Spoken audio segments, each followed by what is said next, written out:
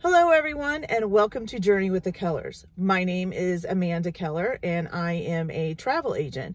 So today we're going to be talking a little bit about a trip, but also about something that's been going on for the last week and has made it really difficult for me, even though I didn't know that it was going to be that difficult. And I'll explain as this video goes on. No, that sounds a little strange. So about 6 months ago, maybe a little 6 to 8 months ago, my middle daughter decided that she wanted to make a trip by herself to London when she turned 18. Now, she turned 18 at the end of February, just a couple of weeks ago. So when she told me this 6 months ago, I was kind of like, okay. And she had been saving up all of her money. She's been working since she was 16 and had been saving up most of her money for when she turned 18. One, so that she could do some things that she wanted to do, and also because she wanted to have started a savings account for whether or not she moved out or whatever. So she has done really well and been really responsible with her money. But six to 8 months ago, when she came to me and told me this, I kind of became a little bit nervous.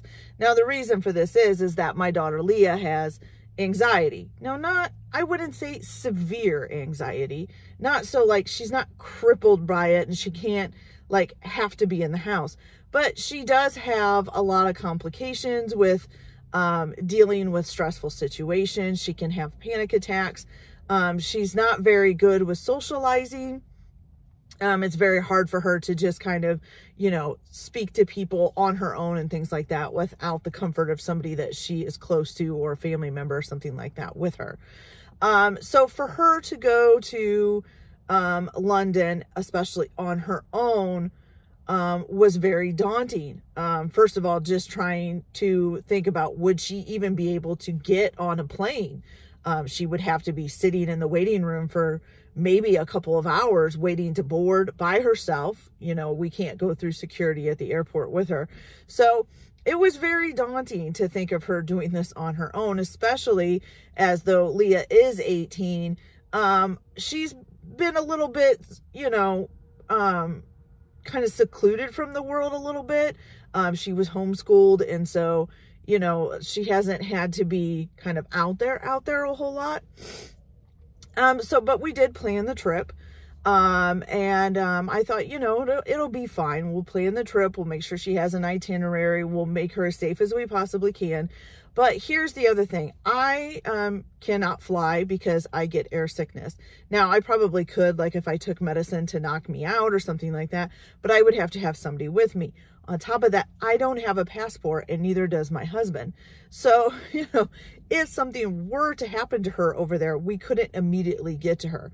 So that was pretty scary too. So in this last week, she left last Saturday.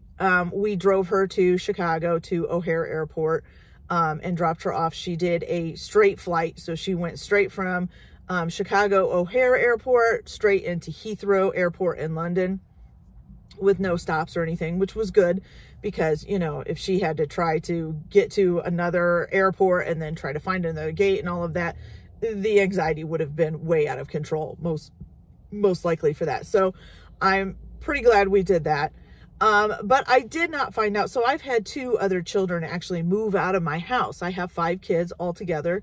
And I handled it fairly well. Now they both, of course, live close to me. I can get to them fairly easily. They're both within a half an hour drive.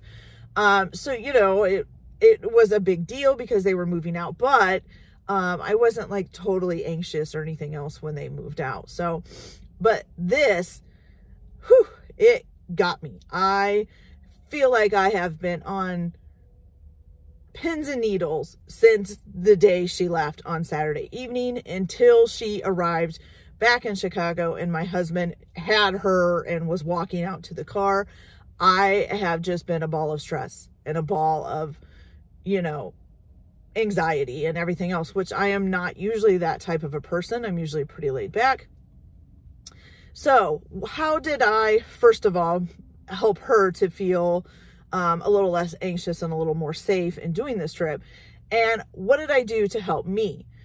So first of all, for her, we of course planned an itinerary. Now, originally she said, oh, I just want to go to London and I want to walk around, and then maybe I'll take a train and I'll go to Bath or something like that, you know. And I'm like, yeah, not having a strategy for you is not a good idea, because when it comes to having to make decisions or figure something out, especially if she doesn't really know how to do that, which in London she wouldn't, because, you know, she don't live there or anything, it makes her anxiety really bad. And that's when we get the panic attacks and the freaking out and the kind of freezing up.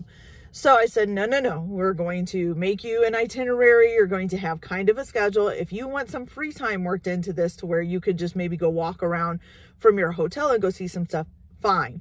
But you're going to have an itinerary. And so, of course, we kind of planned everything out. The second thing that we did was, well, like I said, with the plane, we made it so there were no stops along the way. So Chicago is about a 3-hour drive for us to get there. We live in central Illinois, so it's about a 3-hour drive up north for us, which isn't too bad. And then, so we dropped her at Chicago, and then she drove straight, or flew straight on through into, Heathrow Airport in London. So that helped. She didn't have to worry about a connecting plane. She didn't have to worry about whether or not her luggage was going to make it onto the next plane. She didn't have to worry about delays, which ended up being a big deal, which I'll explain later, or any of that. So it was just a straight flight through. The next thing we did was, her first day that she was getting there, she was arriving at like 7 something in the morning. And of course, even in London, just like in the United States, most of the hotels, you can't check in until 3 or 4 in the afternoon. So I decided that she should go on basically like a tour of the city. So have them pick her up at the airport with her bags, and then take her on a tour of the city, and then take her to her hotel. Now, this can be a little bit expensive, but for somebody with anxiety, I felt it would be a better idea for her to kind of get the note, to be able to kind of figure out the city a little bit before she was just left on her own and had to figure it out. So we found a tour guide who came and picked her up at the airport Sunday morning and took her on a tour all over London. And she said she saw almost everything she wanted to see. Now, they didn't always stop and get out, but they at least drove by it. So she kind of got to figure out where things were in the city and everything else. And he gave her some good advice. Like, she originally was going to take some Ubers instead of doing cabs. And he said, no, you know, Ubers aren't so great around here. You know, you're better off to take a cab. So she figured, you know, to take a cab instead. And then, you know, he showed her where some things were, and stuff like that. So that helped her out a lot to kind of orientate herself to the city before, she was just left on her own. So that's one thing that helped.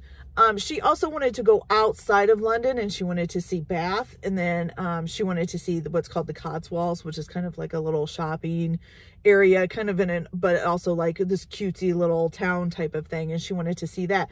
So we arranged a tour for that as well, that took her to Stonehenge and the Cotswolds and Bath and a couple other places, and I'll explain that later as well. The other thing that I'll explain that later in the next video when we go over the actual trip. The other thing that she did, that we did, was she wanted to go see the Warner Brothers Harry Potter studio tour, which is also outside of London. And so we found another tour that she could meet up with, and they would take her to the tour, let her do it on her own, and then get back on the bus and come back. So we had that set up as well. So that was great. Then for museums and things, which totally awesome in London, their museums are free. Now, I know here in the US, almost every museum I've ever visited, they're not free. But in London, they are free, but you still you can like reserve time to go and get a ticket and everything else for most of them. So we set up times for that, and kind of, we did one by itself. I think it was the History Museum or something we did by itself on one day, and then on the other day we were able to kind of cluster the museums together because they were all near each other. So she would just have to take a cab to get to the first one, and then she could just walk to the next one after she was done.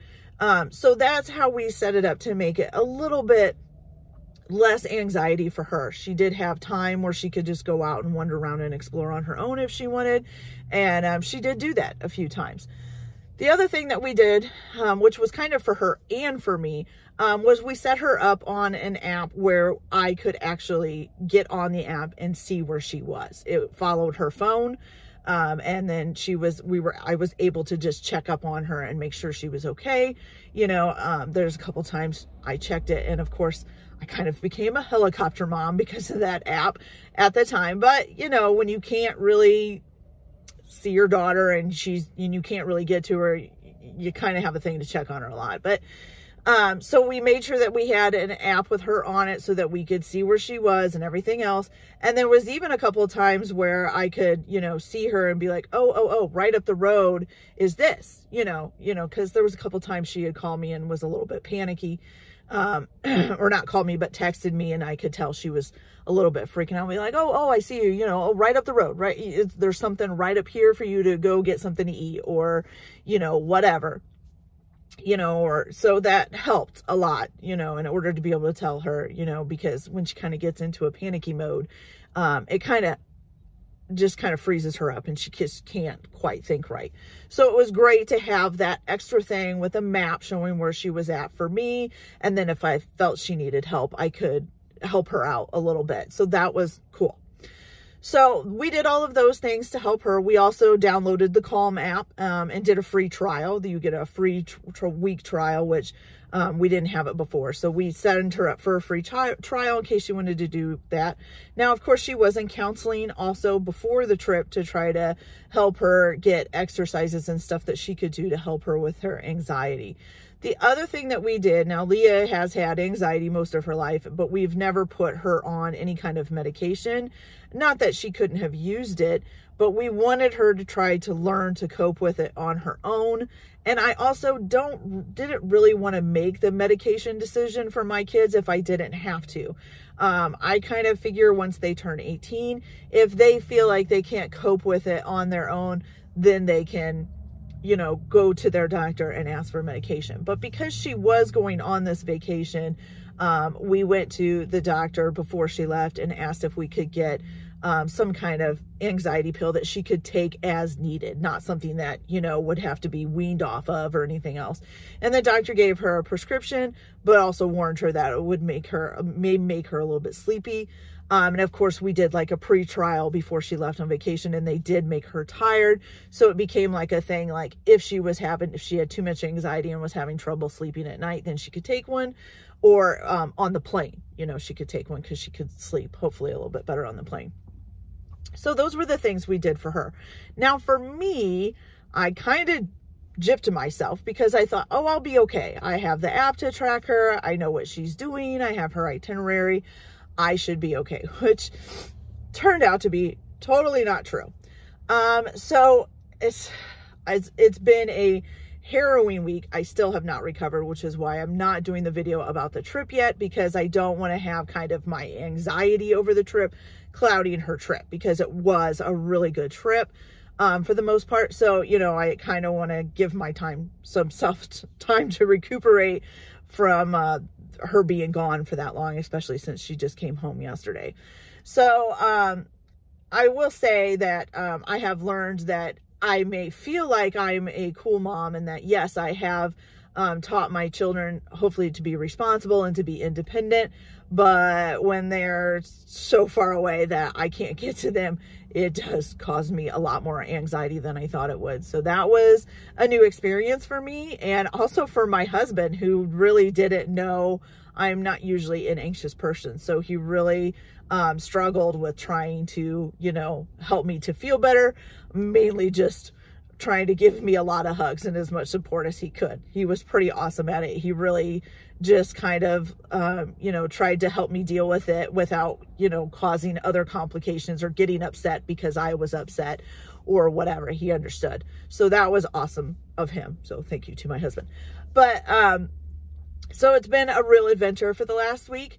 I will talk about before we took her to the airport. So we decided, because we were already going up to Chicago, that we would schedule a Harry Potter thing. So they were having a Harry Potter experience up in Chicago.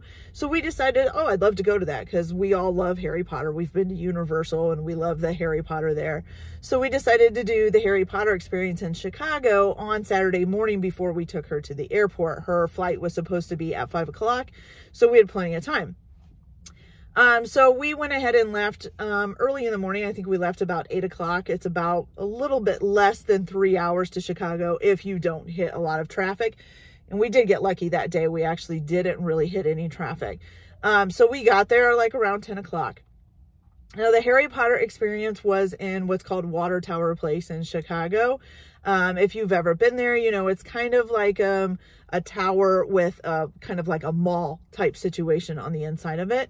It does have its own parking deck, which we did use for the Harry Potter experience. But of course, like most of the parking things in Chicago, it was pretty expensive. It was like $25 for the first hour. And then, you know, it was not $25 per hour, but it went up for each hour that you were in there. So the Harry Potter experience is basically supposed to be you kind of going into the magical world of Harry Potter. I didn't know what really to expect because we had been to Universal, and to me that basically was going into the Harry Potter world. It's, you know, it's basic, almost like being there. So I didn't know what to expect when we went to the one in Chicago.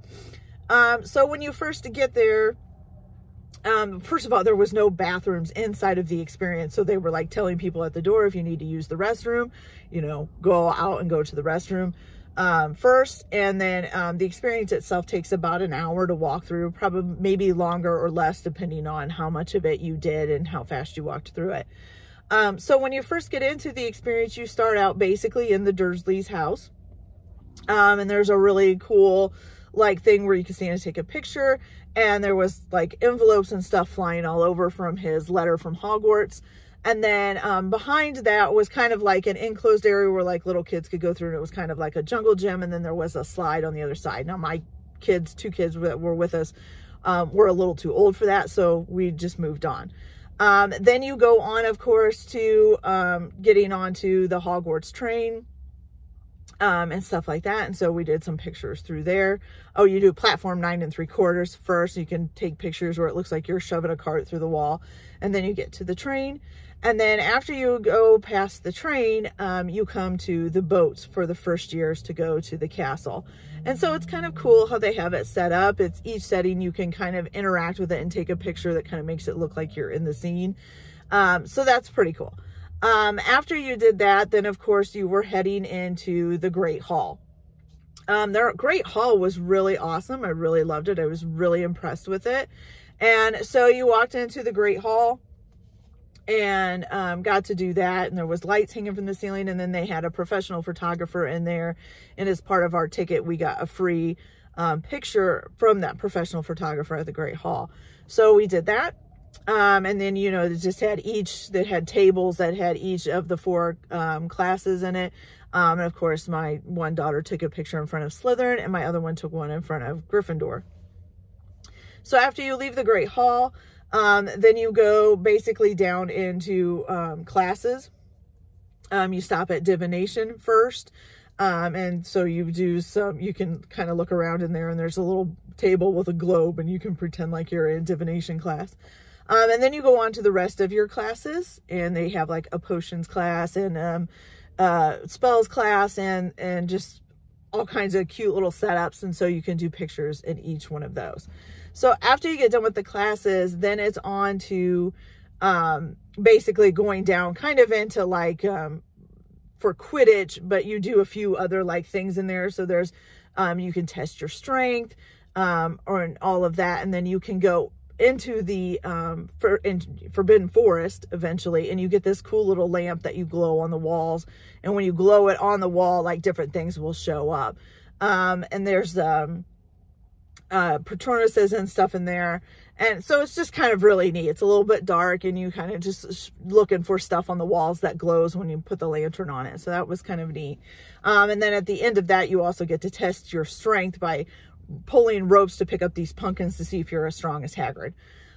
So after you get through that, then you have to go through the maze, which was a pretty good sized maze, I guess you could say, for an indoor thing, basically. And you got to see different things inside of the maze. There was some of the things from Fantastic Beasts as well. It wasn't all just Harry Potter. There were some of the animals from Fantastic Beasts and stuff in the maze and stuff too. And then once you go through the maze, then you end up at the night bus. And then you can take your picture in front of the night bus. Oh my gosh, I can't say that. I'm sorry. And so then after you get done with that, all of that, then you move on to go to the gift shop and you're done with the experience. And then out by the gift shop, you can get some butterbeer and some of the different, like Birdie's Bots, every flavor of beans, and some of the other candies, and then some of the pastries and stuff too, which is really cool. And it all looked really delicious. We just bought like a 4-pack of butterbeer bottles to take home, because our one son couldn't come with us. He's autistic and having medical issues, so he wasn't able to come, so we wanted to take something home for him too. You could buy wands there and robes, and all kinds of stuff, and so that was really cute. And then you could go in and there was like different places throughout where you could have your picture taken doing different scenes, and so you could either purchase all of those or you could not. You could just get your free one that you got with your ticket. So then when we got done with that, we ended up staying at the little mall area. So we went out of there and went into the mall area and just did some walking around. Of course, they had a Lego shop in there, which we had to go check out because I am a Lego queen. So we went and checked out the Lego shop, and got some lunch. And then we decided to get some ice cream, which ended up being a huge ice cream. Now my husband and my daughter that was getting ready to go on the plane didn't want to get ice cream. They were already full from lunch. So it's just me and my other daughter got some ice cream. And so that was really cool. And then after we had walked around the mall for a little bit, just to kind of waste some more time, it was time to take her to the airport, to get her on the plane for Chicago. Now her plane was for London, I'm sorry.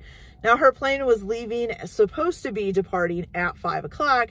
And we had read everything and they had said be there about 3 hours early for an international flight. So we got there by about 2, got her bag checked in, and then she left and went through security. Now the problem was her flight ended up being delayed. And so she was sitting there a lot longer, which of course made her anxiety bad and mine even worse. So we had to leave. I mean, we had to head back home. And so she was sitting there in the airport. Well, her plane ended up not leaving until 7 o'clock that night instead of at 5 o'clock that night. And she kept texting me back and forth, and she seemed to be doing pretty good. She wasn't too bad. So she was doing all right. She finally got on the plane and took off. Now, what I didn't know about the app that we had done for her so that I could track her was that once she put her phone on airplane mode, I couldn't see her anymore. So when her flight had left, it was still saying the entire time she was on her flight that she was still at O'Hare Airport, which was very scary. I kept thinking, oh my God, what if she left her phone there? And I had to look it up, of course. And it said, once it's on airplane mode, you can't track the phone. And I said, okay, but that doesn't make me feel any better. I can't get a hold of her. So I don't know if her phone is actually there at the airport and she forgot it. But I knew she didn't because she had texted me from on the plane and said that she was on it. It's just mother anxiety was ramping up. And so, yeah, so she didn't get there. She was supposed to get there at like around 7 o'clock in the morning, and she didn't get there until almost 9, which kind of pushed her tour back and stuff a little bit, but that was okay. So she finally got there and she landed on Sunday morning, which was a little bit of a relief for me, but then it was an entire week of anxiety. And like I said, I don't want to go too much into her trip right now because I am still kind of recovering from that anxiety and I don't want that to shade the trip. So I will talk about her trip in London next week. Hope you guys enjoy your week. Have a good time. And if you're wanting to plan a trip and you need some help, just contact us. I will leave our website at the bottom of the page in the information again. And you can like and subscribe to see our next video. Okay, you guys have a good week. Bye-bye.